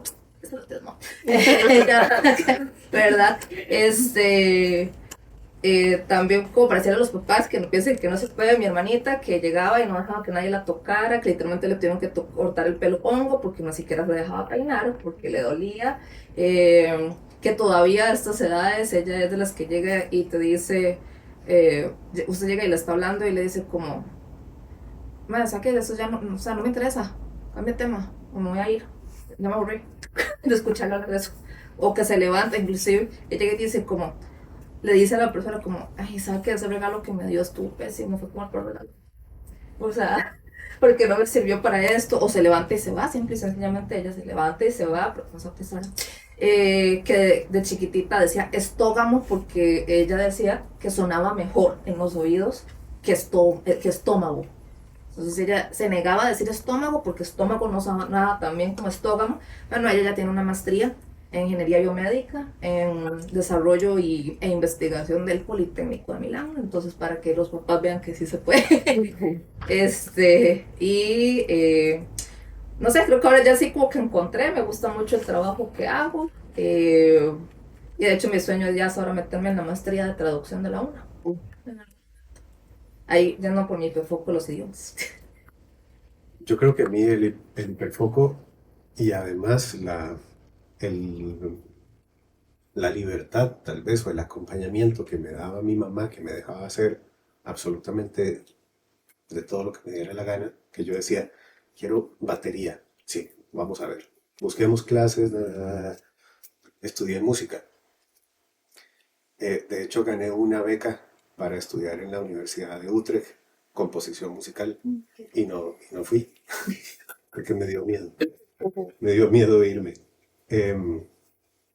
Mi primera carrera fue medicina veterinaria. Mi segunda carrera fue cocina. Mi tercera carrera... Mi tercera carrera fue teatro.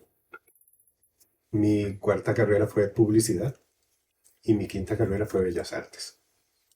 Eh, es, o sea, mantuve lo mismo que mi mamá estimuló toda mi vida y lo mantengo porque el otro año voy a estudiar otra cosa. Voy a estudiar psicología. Estoy viendo yo aquí algo. No, es que también piensan, bueno, es que no se decide por las carreras. No, no es eso. Es que somos buenos en esto, esto, y nos gusta estudiar. Si a mí me preguntas, ¿qué es lo que más te gusta en el mundo? Estudiar. Estudiar, sí. Entonces por eso me meto aquí, me meto aquí, me meto aquí. Y cuando salgo con las mejores notas aquí, aquí y aquí. Además, yo me dedico a todas esas carreras, excepto veterinaria. Y veterinaria la dejé porque no logré con el tema de ensuciarme. Sí. O sea, me acuerdo cuando llevé un curso que se llamaba producción y nos llevaron a una granja de cerdos y agarraron los lechones, los abrían de patas, les rajaban el escroto y les daban vueltas. Y yo decía, sin anestesia. Y así con las manos, o sea, sin guantes. Me decía, sí, porque eso es gastar dinero. Y yo decía, no, listo, esto no es para mí. Me encantan los animales, pero listo, ahí dejémoslo.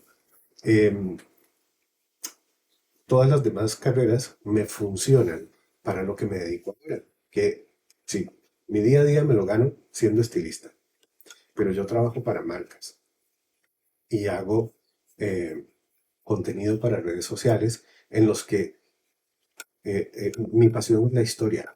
Me apasiona la historia y específicamente la historia del arte.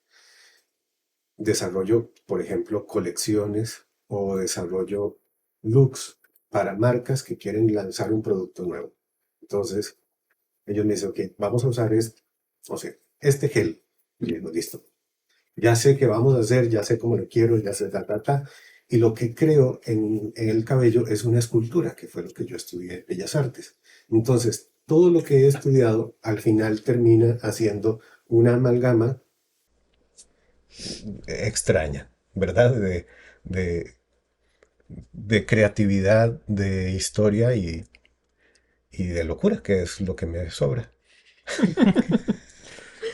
Igual Verónica, contanos un yo, al, poquito. al igual que Pocho, igual termino una, sigo con otra, si no es un curso, es una especialización o es alguna cosa, pero es como una necesidad de estar, bueno, a mí me encanta leer y de hecho por eso también trabajo para la UNED, yo soy supervisora de práctica a nivel de preescolar, perdón, y me toca revisar como mini tesis, ¿verdad? 600 hojas de cada estudiante para poder que ellas obtengan el grado de bachillerato. Entonces, creo que por ahí va, ¿verdad? El hiperfoco, ¿verdad? Nos gusta mucho leer, nos gusta mucho estudiar y toda esta parte también somos como muy activistas. En mi caso, yo soy activista también, bueno, de autismo.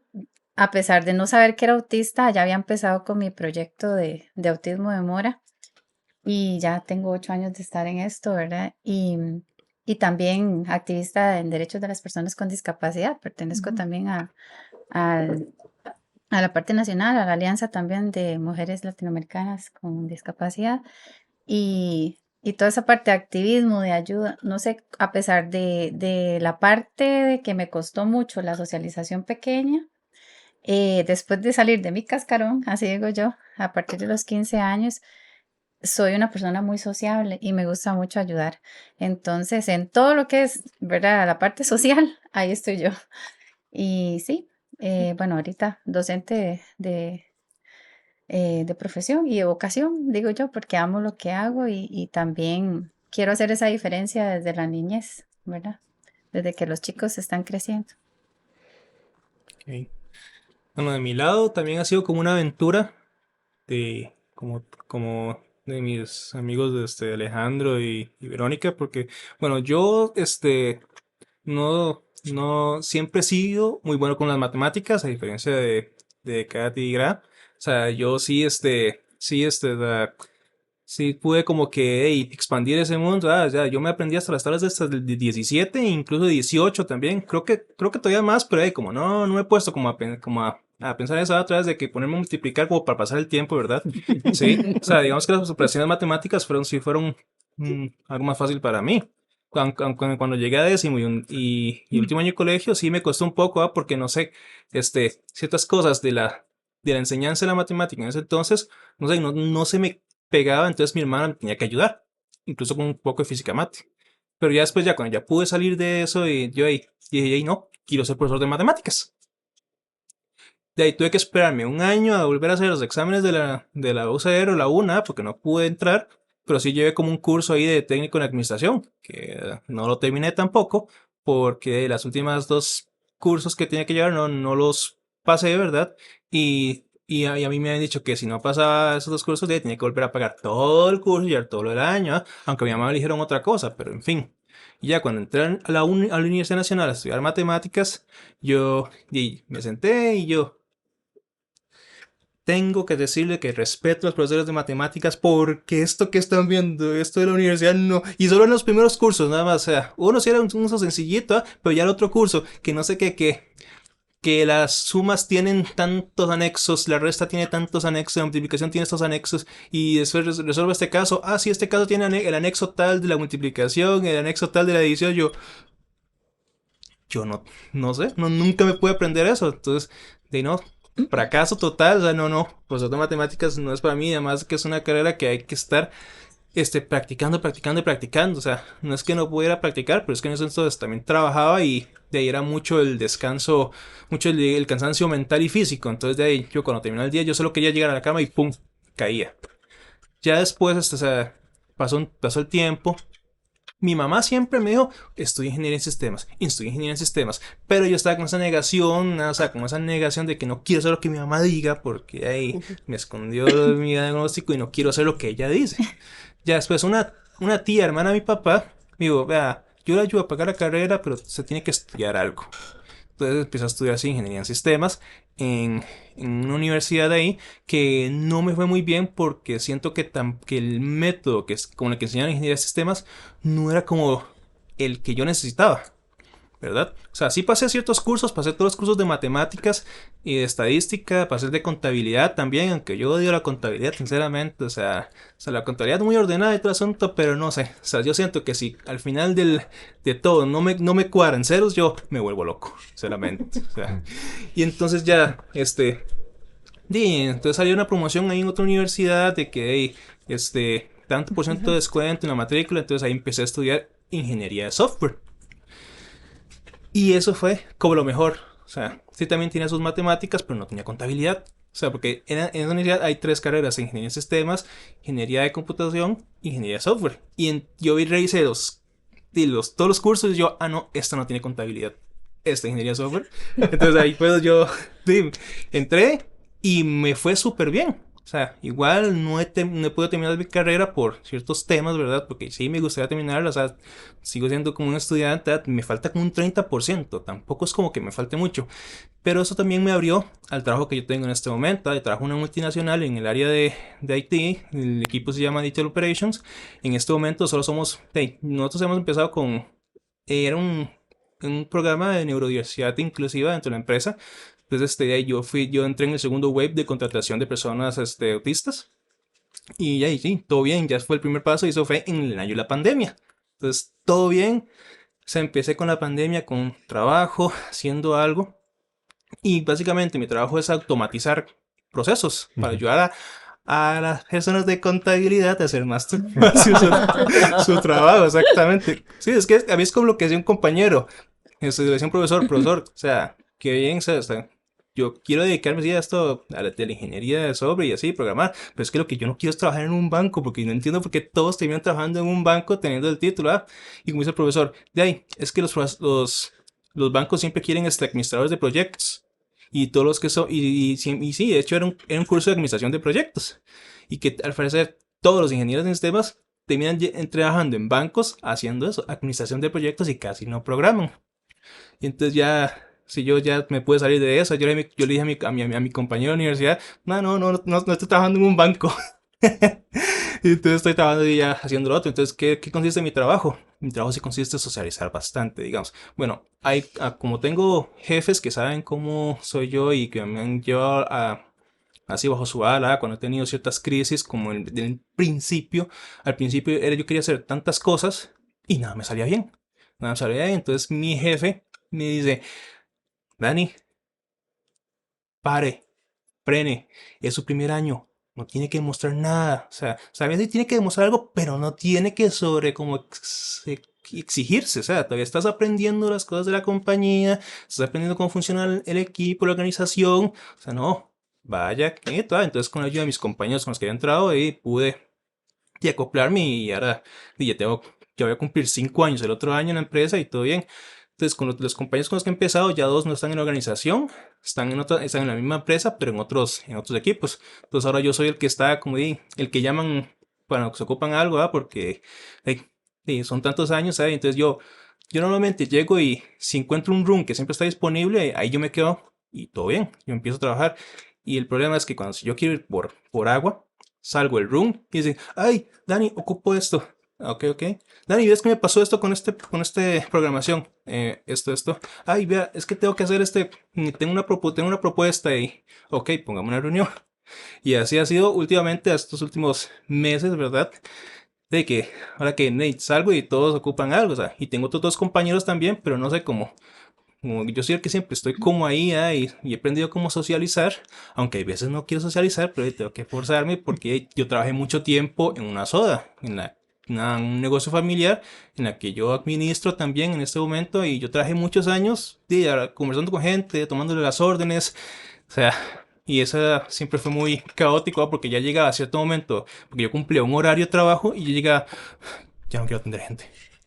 Sí, y inclusive a veces yo llego a la soda y yo les digo, yo no quiero tocar caja, yo me voy a quedar aquí en la parte de producción, yo no quiero hablar con nadie, solo pídame las cosas y ya, no quiero hablar con nadie.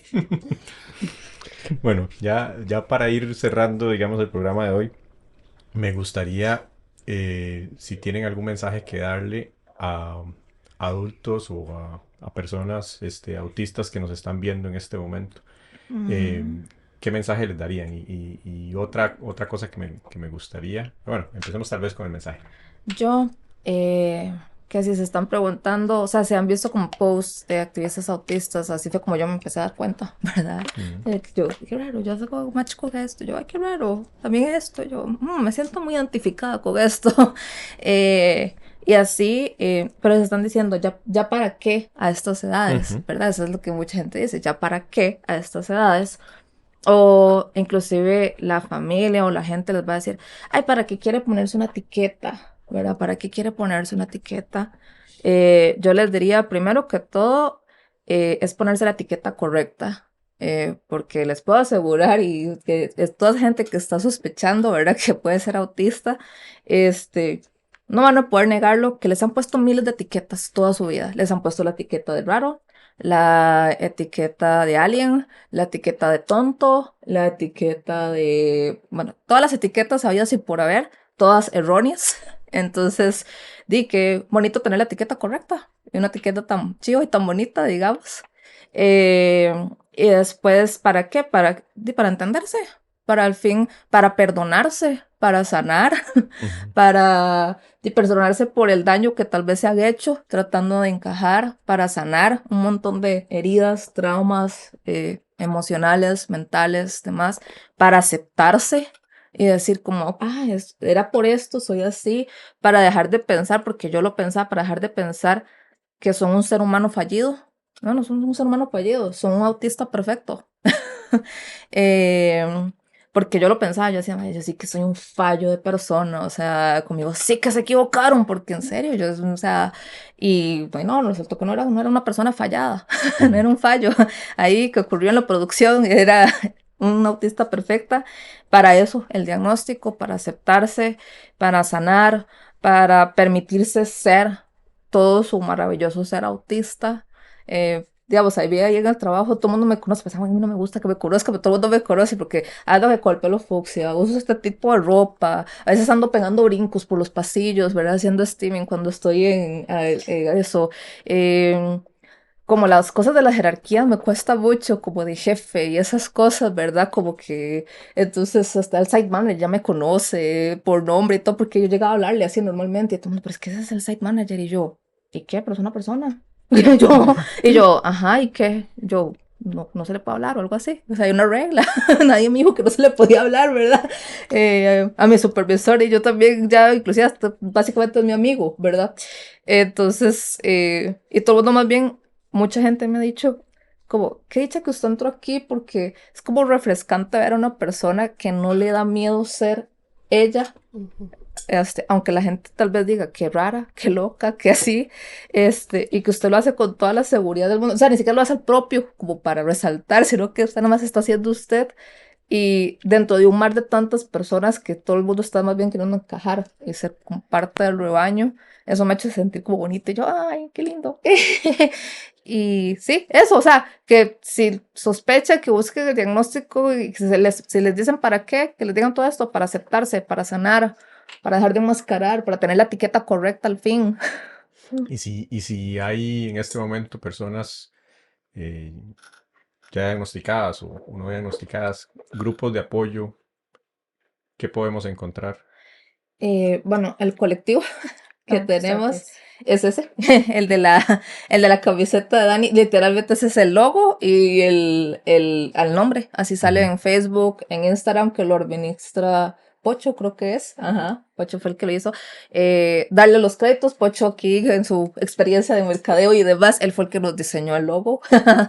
Entonces, Él es el que nos dibuja todas las y hace cosas cuando las dibujitos, sí, dibuja. O ajá. sea, todo el arte Súper Ajá. es caro. el que lo hace Sí, sí, Pocho. nosotros le dejamos la parte artística porque una de la otra administradora y yo no tenemos esos dones, entonces nosotros Pocho usa sus habilidades.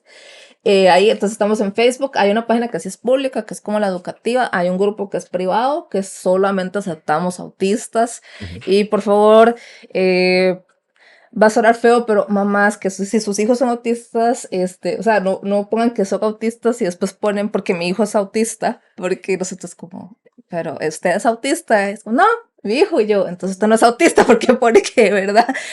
Solo aceptamos autistas porque ya hay muchos grupos de mamás y de todo y queremos que sea como Ujú. un espacio seguro para los autistas, Ujú. incluyendo mamás autistas, ok, eso sí. Ujú. Y después, y a veces también ahí tenemos el grupo de WhatsApp. Ujú. Entonces, que ya es gigante, de hecho, es grandísimo. No sé, yo creo que ya son más de 100 personas en ese grupo. Sí, bastante. Después de ahí creo que no hay mucho apoyo, grupos de apoyo. Nosotros tras de eso somos un grupo, un colectivo en el que pueden sentir pertenencia, Ujú. Ujú. pero apoyo y pertenencia de que podemos hablar de nuestras cosas, de que a veces entendemos, no es que todo el tiempo, pero a veces entendemos las diferentes características de todos, pero por lo menos no es igual que el mundo neurotípico. Ahora, yo sí quisiera, mi mensaje va dirigido más a los padres de familia, Ujú. de muchachos y de niños autistas, es que por favor, que después de experimentar su propio duelo, eh, mm, se abran un poco más a las necesidades, a las características, a la aceptación que no es rápida. Yo lo entiendo, trabajé en eso muchos años y la aceptación de que nuestros hijos son diferentes y que el hogar sea un refugio. Ya el resto del mundo no lo es. La escuela no lo es. El carro sí lo puede ser.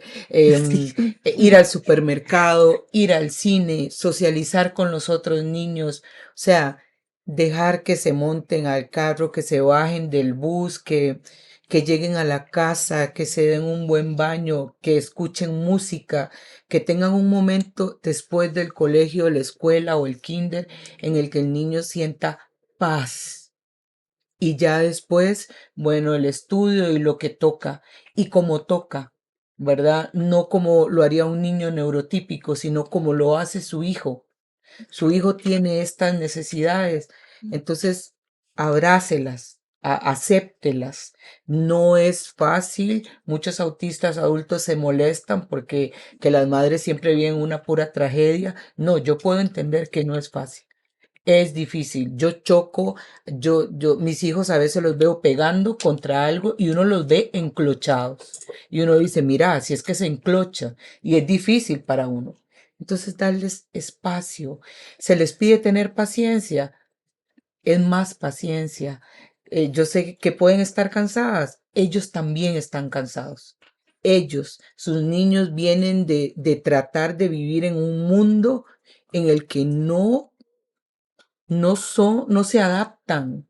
Entonces, esa tranquilidad que ven, ese juego que ven, es todo eso que ven. Pregúntese si su niño puede estar enmascarando, si su hijo puede estar enmascarando para que mamá esté bien, para que papá esté bien. O sea, aquí el más importante, nosotros somos adultos. Desde que tenemos hijos ya somos adultos, se espera. Entonces, sí, es difícil para nosotros, pero a veces para eso está el baño, que es mi mejor consultorio. Me meto a bañar, lloro en el baño cuando lo tuve que hacer, pero el que más sufre no soy yo, es mi hijo. Eso es. En mi caso, el mensaje sería igual, bueno, que acá hacia, bueno, en realidad toda la sociedad, dejar ese modelo capacitista, ¿verdad? Del pobrecito, del enfermito, del todos los hitos, porque en realidad eso es lo que la sociedad, ¿verdad? Marca esas barreras, esas etiquetas. Y bueno, trabajemos bajo el modelo social de la discapacidad, que es exactamente eso, vernos a nosotros como personas primero antes de una cierta condición, ¿verdad? De vida, ya sea igual cualquier discapacidad, porque igual el autismo entra a una discapacidad psicosocial, ¿verdad? Y es una discapacidad no visible, entonces muchas veces no se percatan de que estamos, ¿verdad? Dentro de esa discapacidad y dicen, ay, no, mira, es que usted, pero ¿por qué usted? ¿Y por qué la chiquita? ¿Y por qué esto? Pero no se ve. Y así hay muchas, ¿verdad? Entonces, respetar, aceptar y promover ese modelo social de la discapacidad, que es primero ver a la persona, ¿verdad? Primero somos personas, primero yo soy Verónica antes de ser autista. eh, y, y bueno, apoyar en todo lo que se pueda a los chicos desde pequeños. Igual yo tengo una organización sin fines de lucro, se llama Autismo de Mora y ahí nada más igual me pueden buscar y con mucho gusto. Bueno, mi hijo acaba de hacer una organización justamente. Mi hijo menor, sí, a mi hijo le gusta todos los animales, va a estudiar zoología y todo tiene que ver con animales desde que tiene 2 años hasta la fecha. Su organización es justamente para todos los niños y jóvenes que les gusten los animales. O sea, tiene cursos en los que él es el que les enseña todo, les lleva todo. Y también me gustaba mucho el título, aunque está en inglés y no me acuerdo bien. Se llama Pats y es porque a través de los animales pueden socializar sus niños con lo que les gusta, hacer lo que les gusta. Hay muchos niños que les gustan los legos, esto y el otro. También está Pats para todos los que les gustan los animales. También los animales de compañía. ¿Por qué los animales son tan importantes en los niños, en nosotros los autistas? Pregúntense cuántos gatos o perros tenemos todos. O sea, siempre hay como un animal cerca. ¿Por qué? Entonces, también hay muchachos que vienen, no solo nuestra generación, la mía, hay muchachos que vienen hay muchachos autistas que están teniendo ideas maravillosas que les pueden ayudar a sus hijos también. Bueno, se nos acabó el tiempo y nos extendimos probablemente más de la cuenta, pero me gustaría agradecerles de verdad a todos ustedes por acompañarnos, por abrirse, por compartir las vivencias de cada uno, sus historias también con nosotros y de verdad espero que para toda nuestra audiencia haya sido de mucho provecho y nos vemos en la próxima.